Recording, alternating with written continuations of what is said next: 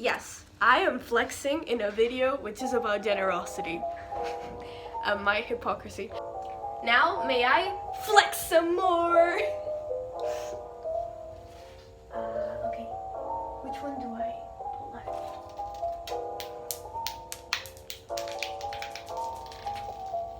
This is my karma for flexing on you. And second of all, this snowman and this little guy right here. It's so cute. It's so fluffy too. You wanna boop that snoot, but you can't. It looks like it comes from Norway for some reason, doesn't it? Or like a German aspect to it. No, actually. Oh, this is a book that my parents gifted me. Many years ago when I was very, very little. I think I was 10. It has many stories inside of it, and my favorite is one about gifts. It's called El Regalo, which is the gift in Spanish, and that's my favorite story out of them all. I mean, I have many stories, and I thought it was just a good one to talk about since it's the holidays and Christmas time and all that kind of stuff. There's the story, the gift.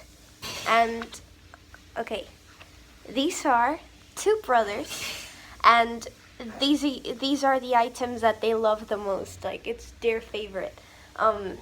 He always flies his kite, and she always loves taking I was gonna say taking pictures, but no, staring at the birds in the forest. So they're brothers, and this is him, and then this is her.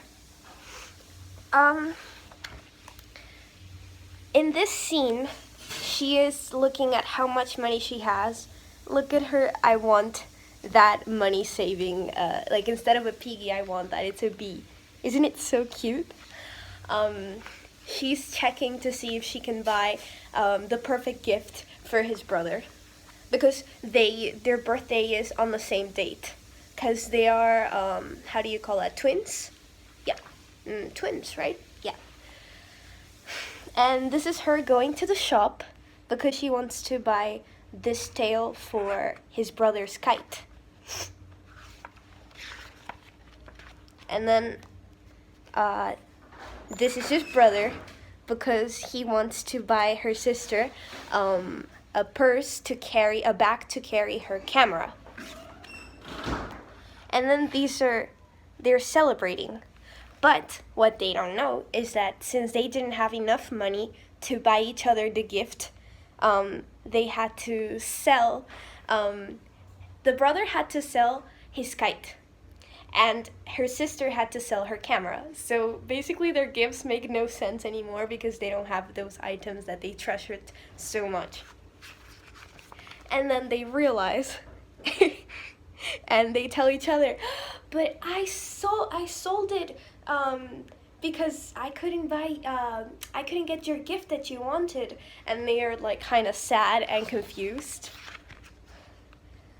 And then they just get happy about the little misunderstanding or mistake. I don't know how to call it, but and basically here, because this is called the Book of Virtues, you see the most classical tale of the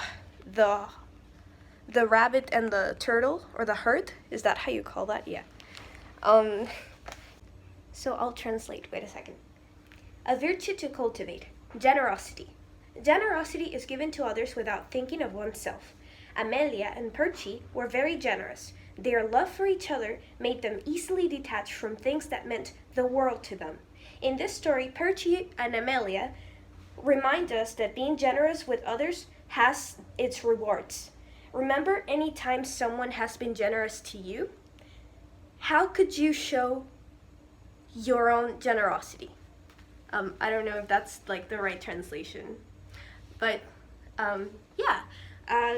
this is my favorite story from the whole book, which has like a bunch of stories. It's a very beautiful book. It has a gold leaf. It's that's why I've kept it, even though it's kind of tearing apart. to this point. It even has like the dedication in here, which is what I love the most. Like if you're gonna gift someone a book, gift them a dedication in the front of the first page. That's very, very sweet. And look in the back of it, it has a little chicken. Okay, now I'm gonna talk to you about why I chose this story. Well, aside of the fact that it's Christmas time, holidays, New Year's, that's why I wanted to bring it here. And yeah, I love this story because it makes me think about all the things that go beyond before you get your gift, like before it is down the tree. And I don't mean the journey from Santa Claus. I mean the journey from your parents, your family members, your friends, especially for gifts that couldn't make it. I remember when I was little, I wrote a letter to Santa. I wanted this specific board game. I was obsessed with board games because that meant that I could play it with my family, and I would force everyone when I was little and like put them to play in the same night. And I will like unbox everything and play in the floor a board game that was supposed to be played on the table, but yeah. So I would that December, my parents, obviously back then I didn't know, my parents couldn't get me the board game that I wanted. So my dad wrote a letter pretending to be Santa Claus, and he explained that the board game had fallen off the, how do you call that? The sleigh? Yeah, and it had fallen in Africa. And you know what I thought? No, I just thought that maybe some kids in there, and no, this is not because of hunger or any of that. I didn't know nothing of that, I think. But like, I just made that connection. I was like, okay, it fell down somewhere, so somebody's gonna be playing with it, and I was happy about that. And I was happy about the journey because I valued the fact that he tried to bring it over. I mean, he left a letter, of course. Obviously, it's very easy to get disappointed. I always get disappointed. Like, I get disappointed if I don't get when I go to the bakery, I don't find like the dessert that I want or the pastry that I want. So I'm not gonna say I'm perfect, but the thing is that instead of getting disappointed or getting mad at my parents for not being able to find something, it's that they tried, is what I'm trying to tell you. Like, the biggest gift that there can be is intention, I believe. It's kind of hard, but it's a practice to value that over the actual gift itself. Because, you know, when you're waiting for something, this is why surprises are so delightful, because you don't have any expectations. I mean, but when it's Christmas time, you even get a list. And don't get me wrong, that's all right. I actually have a list. Wait a second, I'll be right back. This is my list. My Christmas list for Santa. Cause you know, it's nice to dream and to have that magic that there is a Santa, even though there's none. Or maybe there is. Maybe it's like God and we can't see it. Maybe there is a Santa Claus that doesn't gift us physical gifts, and those are the ones that we handle and we take care of. But instead of toys, maybe there is a Santa Claus.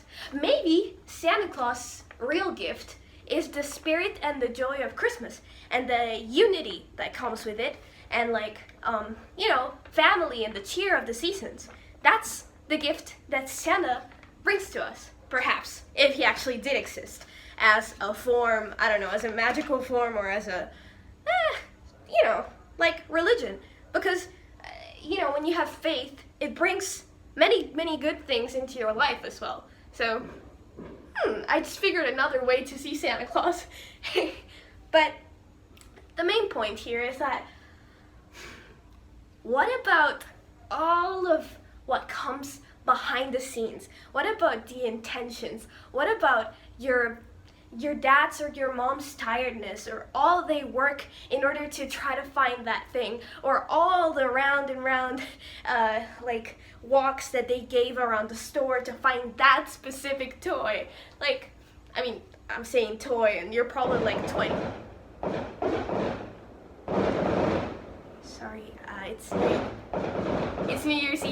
afraid and I am quite scared of fireworks. So if I kind of cover my ears or I make these faces, it's because I don't like them. Especially when they're super loud. But yeah. I hope there's nothing like a bomb, you know, like, cause there's these fireworks that are super close and they're super big. But yeah, so like as I was saying, imagine if all the thoughts, all the excitement that someone had to have this special thing for you, and like the sadness when they know at heart that they tried their best but they just couldn't give it to you.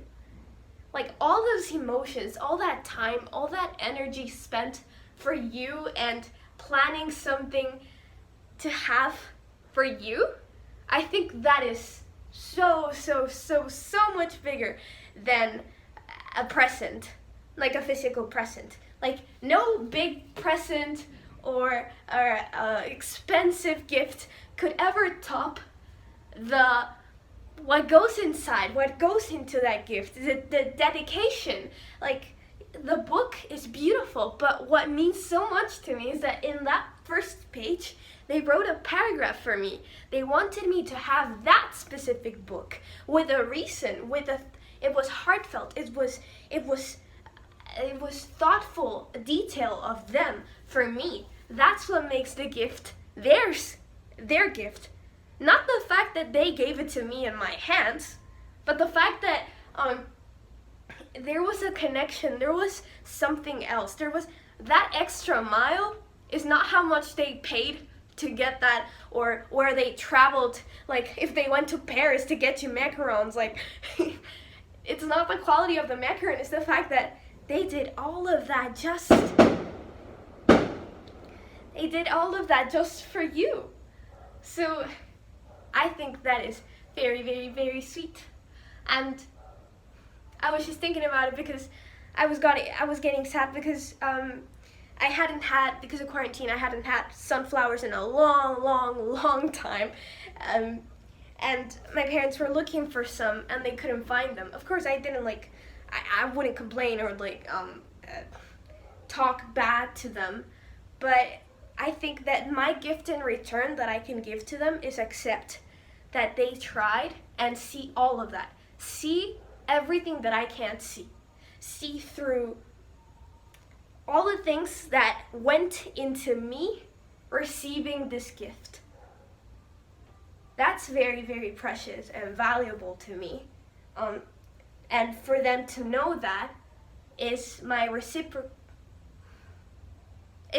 to reciprocate to them. So yeah, ta-da! I hope you like that, and I hope you have a very fun New Year's Eve, and actually now that I think about it, I know that this year has been hard, but like if you really think about it, it's like, whoa.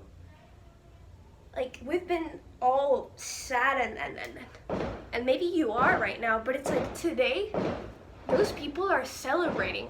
Everyone's going to celebrate in one way or another, even if it's because you hate 2020. Like imagine if we could have celebrated more, even when we were told not to. Like that energy and that will to go out even when you weren't supposed to, or you had no reasons to, or you couldn't, or someone was telling you not to. What if you celebrated when there was absolutely no reason to do so?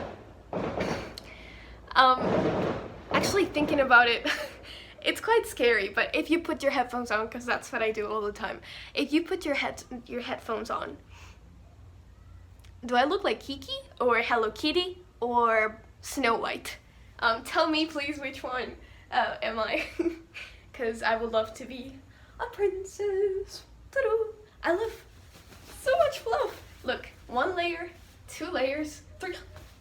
Never mind. But it's so poofy. It's so flowy. But yeah, what I was saying, I was listening to music and I was just thinking, because in Christmas time there were not that many fireworks, but the few ones that there were, they were so touching and emotional. Like, I had never felt that way. It was so amazing. Not because the fireworks themselves were beautiful, but because it meant something. It meant fighting. It meant resistance. Like, we had nothing to celebrate, and houses. It's like when no, not this sheep. I'm sorry for my pronunciation, but like, it's like when chips, no, not chips, oh my god, boats, but the bigger ones, when they throw bengalas, how do you call that? The pink fireworks.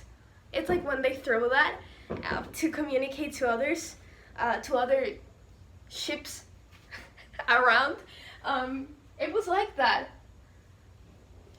And I felt like every house was like saying, hey, don't give up, let's celebrate, let's be happy, there's still a reason to have joy, let's have a happy, no, how's that song? Have a holly jolly Christmas. I love that song, that's my favorite one. Because jolly is like jelly, jellyfish. And yeah, like, it just got to me. It was like an epiphany. I was like, whoa, people are actually, like, this is public. This is for everyone to see. This is a message, even if that wasn't the intention. Like, that's what it causes. That's what it costed me. Imagine if more people just went outside, or maybe it was the music. Who knows?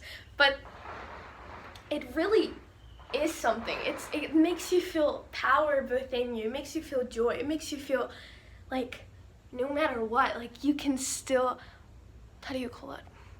You can still, I only know the word celebrate. I don't have any synonyms for it. But yeah, basically, like, we can still party, we can still have a good time. We are all in this together. We are united, and hey, I got you, and I got you, and I got you, and every single firework is like, hey, I'm here, you know? Like, we are here, like in Horton. Like, calling out onto each other. I know I made all of this up in my mind, because that's not how it works. It's just freaking fireworks, but that's what they meant to me. So I wanted to share that kind of vision, or that kind of way of seeing things. So if you're grumpy and you feel that there's nothing to celebrate and you can't understand why there's some people that are so happy today, or they were so happy in Christmas time, and you see nothing to look forward to, try to keep what I just said in mind. Even if it's not real, try to keep that perspective. And maybe you can make someone else that felt the same way you felt, you can make their heart boom, boom, boom, boom in a happy way. So I hope you like my dress, because I love it. It's actually very, very old, because I've never gotten to find another dress like this. Maybe I should wear like heels so you can see the whole fluffiness. It has like this thing as if I was in a waltz,